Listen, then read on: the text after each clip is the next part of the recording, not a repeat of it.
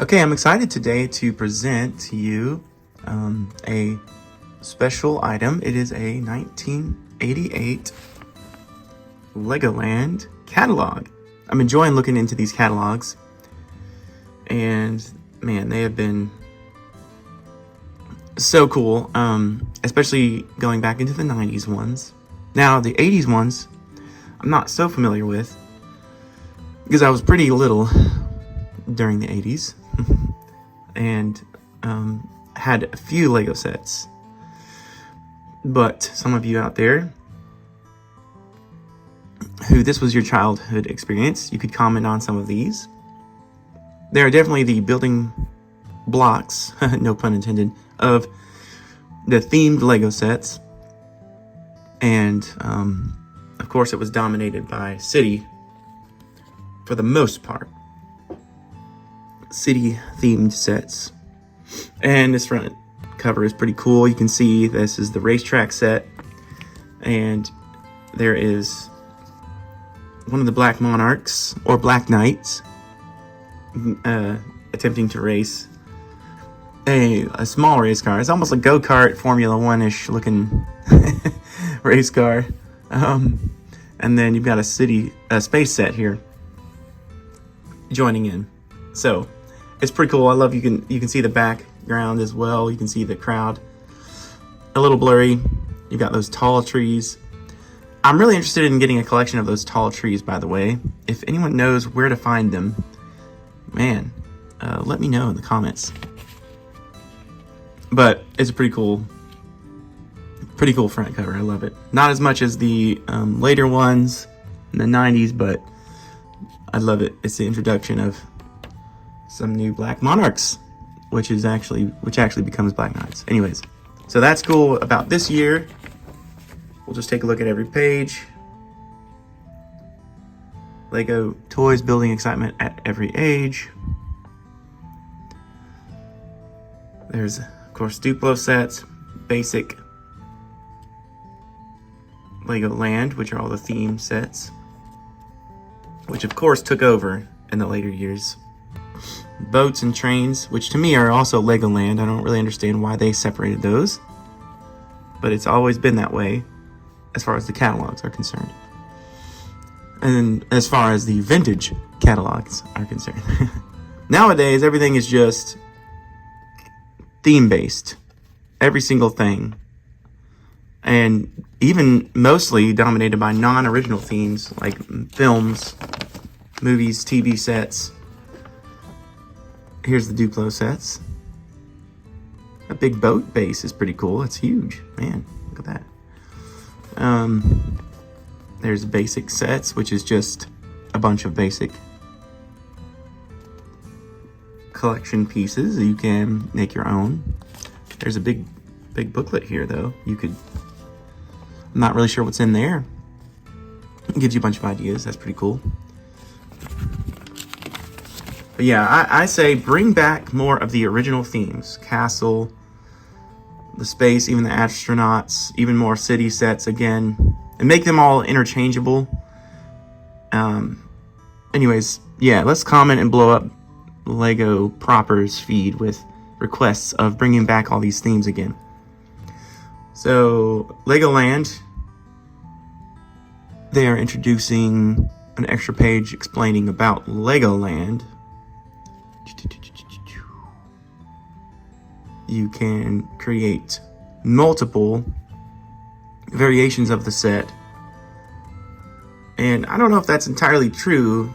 I mean, some of the instructions I have, for instance, the blacksmith shop, contains one extra instructions for an additional alternate build, which is pretty cool. I really wish they would have done that more. As you can see, here are the suggestions. They're probably on the back of the box of the battering ram set, for instance, which is what's being suggested here. I don't have the box there, nor do I have any instructions. So maybe you can say in the comments if you've built these and where to find the alternate build instructions from. But yeah, Lego never published alternate build instructions for their Legoland themed sets. As you can see, this year They have castle, space, and town still. No pirates yet. This would be the year right before pirates introduced.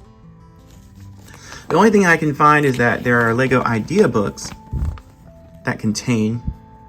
Stop! that contain all the...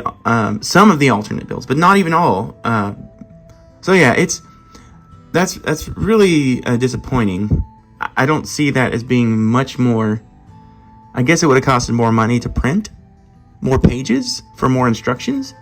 But man, that would have been cool if they actually had instructions with all the alternate builds. For instance, like these 3. Like, what if they had that for each set? Like, man, that would be amazing. Like, this is pretty cool. This little treasure guard. I think that's really cool. That's great. I would have loved to build that. Man. Anyways, so the main thing during this era is going to be city. I guess those were the safe things that they could build and people could relate to the easiest. And they were very interchangeable. You could buy all the base plates and make your own road, cities, towns, alleyways, a race park in the middle of it. That was the point, was doing this in the picture. Later on, it just became more and more, how do I say it, isolated. Like, the set, you were just buying the set for the set itself, not really to necessarily interchange with the other sets. So I really wish Lego would bring this idea back to the forefront. This was what made, for instance, the town so popular, in my opinion. As well as castle, although that's a little bit less interchangeable, and space. But that idea was, of course, still permeated through the 90s as well. This, I gotta say, this looks really great. I would have loved this as a kid. I mean, I didn't like town as much as the other themes.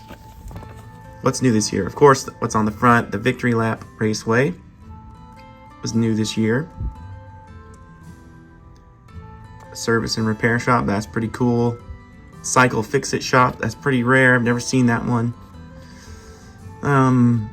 You got Shell service station. I think there was like Shell throughout the 80s and 90s, and then there was also maybe a BP. So I don't know who was sponsoring what as far as petroleum. Vacation camper is pretty cool. I like that. The little airplanes are kind of more old-fashioned, but that's pretty cool. I really like that. You could put that into like a rescue themed outdoor, even into the 90s. You know, you could put that into other themes as far as like outdoor, nature sets or something. Emergency Treatment Center was new that year. Dad was an ER doc, so he would always suggest that one, and he thought that was pretty cool. Although very small, it's not truly an ER set, it's more of a, a clinic sized. But with so many pieces being white, you could add, you could double this up and, build it up double size, double height, or whatever. Or you could add a runway to it. You could really interchange a lot of these. You could even take other sets and, for instance, here's a police command base, and you could take that out and make it, you could just exchange some of these pieces, basically, very easily. So that was what was cool about original Legoland. Here's some of the space sets. You've got this year, of course, Futuron dominates, which is that blue translucent pieces. And then also Blacktron, the original Blacktron. This is their introduction year. Wait, no, could be wrong about that. Nope, it's not the introduction year. I was wrong. Anyway, sorry. Let's get back to the display. They do have some new sets. This was the original Blacktron 1 with these yellow, kind of looks like bees, like it's a beehive. To me, I don't know. It's still pretty cool. Sorry, I'm trying to get the light good here. If you had this display and this set, there's the Invader flying up ahead. I do like this base. I think it's very usable. It's got a lot of space. No pun intended. And there is the monorail, Futuron monorail coming at you. It's pretty cool. You almost could take that and put it in a modern day city or town set. In a way, it's not super advanced looking. So there's an idea. I don't know if anyone's ever done that. All right, let's get on with it. This Futuron set is huge, massive amount of track. I love seeing this in, for instance, stop motion videos. That was new that year. Oh boy, yeah, that was a massive set. Very expensive if you have this used and all the pieces. Also, if you have it new, golly, that's probably one of the most expensive vintage sets, most valuable. Anyways, you've got a wide display of Futuron sets this year. Some of them have lights and sound. Let's see, where's that lights and sound? Oh, that's this guy down here. Never mind, just one. I like this Star Defender. That's pretty cool. Otherwise, yeah, they're a little. I mean, I suppose you could use them as far as a modern exploration style. You know, even modern day, you can almost use some of these to integrate into a modern day town NASA style display or something. You could do that as far as our modern world now. Now, the Blacktron is a little more fantastical and pretty cool. I do love this original Blacktron, not as much as Blacktron 2, because Blacktron 2 was probably the one I grew up with. But there's the Renegade. That wasn't the Invader I mentioned earlier, but the Renegade, that's pretty cool. They just reintroduced that this year. I do like that. I do think that's pretty cool. I like it more than this Invader. The Invader they introduced a couple years ago. So I think, yeah, as far as my Blacktron 1, the Renegade and this Intercept base, those are probably my favorite out of all the 80s space. Let me know in the comments what you guys think, what your favorites were. But I think this makes a lot of sense. Look at it's enclosed. You can still reach in and pull it out. This Intercept base. Sorry, it's a tiny picture, isn't it? But since then, nothing's really compared to this style, in my opinion. They just feel really bare as far as the space bases in the 90s even. Those weren't my favorite. Those were cool. I love them. They're awesome looking. But as far as usability, I think this one was the best. That's my opinion. And of course, I don't have a video to prove it to look into deeper, but it will later. But yeah, maybe you can tell me what's cool about this, or maybe what compares to other space bases kind of in the 80s and then in the 90s as they progress.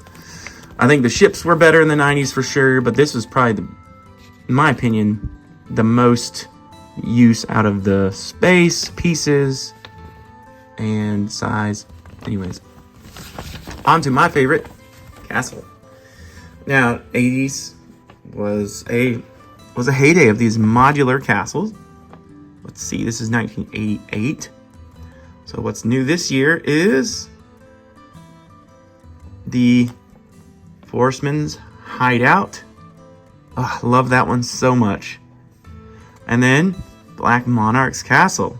They decided to keep Black Monarch name. I'm trying to think. I don't think 87. We'll go back a year in the days to come. But as far as I know, as I can remember, this is the first year of them introducing Black Knights, which at this point was actually called Black Monarchs for some reason. The Legoland castle system builds mysterious fortresses, forced hideouts, and adventure. There are 11 sets. That's a pretty good number, pretty good array in the Legoland Castle Kingdom. Now, again, this is the first year of Black Monarchs, which is the Griffin shield design, which was continued into the Black Knights. And you've got You've got this griffin design continued onto their bardings, the horse bardings, which, oh, I love those. Those are my favorite bardings. Black Knights is my favorite. I'm not really sure what the black means. Obviously, we're using black pieces, so that maybe that's the excuse to make an easier printing of more black pieces rather than printing more gray. I don't really know. One advantage is of using all the black pieces is, one, it does look cool. It kind of, I think in the original intent, it made it look more like a bad guy faction, and the good guys would have the gray. I mean, that kind of makes sense for sure. That's probably the original idea. But one other advantage is that the black does not fade at all, versus the gray pieces. Of course, if you own any vintage or any modern or any mixture of any of it, you know, of course, the old gray is very different when you look at it in person versus the new bluish gray.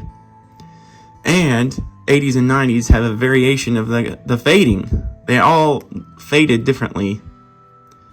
And, you know, gray and white pieces, those are all, and maybe yellow, those are really lighter colored pieces. And of course, their fading variant varies greatly through the years and if they were exposed to a lot of sun. So maybe that's part of the excuse. I don't know. Maybe you could tell me. It definitely looks darker. It looks more slightly sinister versus the gray pieces of Castle. So maybe that was part of it. Anyways, all in all, the first year of the Black Knights sets versus Black Falcons. Although Black Falcons sets weren't necessarily black, as you can see. But you could take all these, interchange them, interconnect them, and you could even change ownership of factions. So if you were to have a war, maybe your Black Monarchs could take over Black Falcon's fortress. And change of guard, change the flags, take them down, and put other flags up there. They didn't have oh yeah, they did have a Black Monarch flag. Yep, on the Black Monarch's castle. Anyways, not much to this display photo this year. It looks pretty cool. One thing is, though, another comment again, I really want to find these tall trees. As you can see, they're tall and thin. So if you know where those are, if you have those, or you know where to get them, or where you got them from, they are unavailable in the catalog. Oh, I was wrong. There's one. Usually there's a few accessories on the back page, or back few pages. So, yeah, maybe they were in other town sets. Maybe that's where you could get them. I didn't quite catch that. Anyways, all the accessories that you could ever find, even used, new, old bulk pieces, whatever they are, they're always including these short little Christmas trees. And some of the older ones had these round trees. Sorry, this lighting is not great. My bad. Anyways, I really would love to have a big forest collection of those big trees to kind of be a layer behind and in between taller and smaller trees. I think that would look great. I love the look of that in this. At least from far away, I think it looks cool against that background. It adds a nice little layer there. Anyways, great sets introduced this year. And, you know, I love Black Monarch's castle. I think it's probably my favorite 80s castle, for sure. I think it's the most space, easily accessible, and it's easy to integrate other sets into it. I love this twin arm launcher. That's pretty cool. Again, that year, I don't really understand. I've done videos on this set. I don't understand why they didn't have a full-on knight's helmet in that set. That's kind of weird. Anyways. And then you get Forestman's Hideout. So yeah, Forestman's Hideout, Black Monarch's Castle, two of the most popular 80s castle sets. I love those sets. Those are great. And then a few more pages here. Of course, they don't have additional themes as they did later on. They just have boats continued. as well as trains. If you can't find a train or boat set at your favorite store, call our shop at home service for information. See back page. Yeah, so these weren't in strong supply in store when you were go to Toys R Us or whatever. But they had a few. There is the Technic set. There's a pump, a pneumatic pump. Oh my word. What? Is that just cabling? Surely that's not air. Maybe it is. That's pretty cool. Let me know if you had this kind of stuff back in the day. I did not. Here's additional Technic. Man, that's wild. I've not seen that outside of this catalog. The pneumatic pump. Huh. Action sets. Not really was a fan of these, but they definitely are practical if you're like more of an engineer-minded kid. Yeah, and then here's the Builders Club. A nice 80s style there. You can join for 2 years for $12. That seems like a good deal. I don't know. You get a free building set. You get a special birthday something. I don't know what it is. Maybe you can... I can't... I've not asked this question in other videos, but what did you get for your birthday if you were part of the Builders Club? Leave that in the comments. I can't remember. I can't remember if it was a memorabilia or swag, or if it was actually a set. You definitely get this magazine. You get a little rewards and stuff through the mail. And then here's the mail order stuff, accessories. Of course, they got base plates, roads. I'm not sure the cost on those. I think they're like $4 or $5. Which nowadays, that's not much. That's not much cheaper than now. Huh. Anyways, here's a few accessories, of course, the minifigures, sets. Yeah, shop at home services. Of course, that was strong in the 80s, early 90s as well. Done videos on that. There's the back page with a few other accessories. Here's the order form. You can cut that off. You put just write your card numbers and stuff down. Oh boy. Ooh, that could be there could be horror stories involved with that one. There's extra rails for the 8. You get 8 straight rails, 8 curved rails. That seems like an okay deal. 2. You get 2 per order. That seems pretty good. These not so much. That in the 80s, and then that $8. Like I can find that for like $10 now or something. So that seems pretty expensive if you're really to like expand your world outside of roads. Roads, that seems like a good deal for 2. Anyways, yeah. So if you know where to find these big trees, again, I'm going to mention that another time. This train station's pretty neat. That's pretty cool. I like that. Okay. So yeah, there you go. I always ramble with these catalog videos, but man, as a kid, I could look at these for hours and hours. Seriously. I mean, I would, in lieu of bedtime reading or something, we would just stare at these for hours.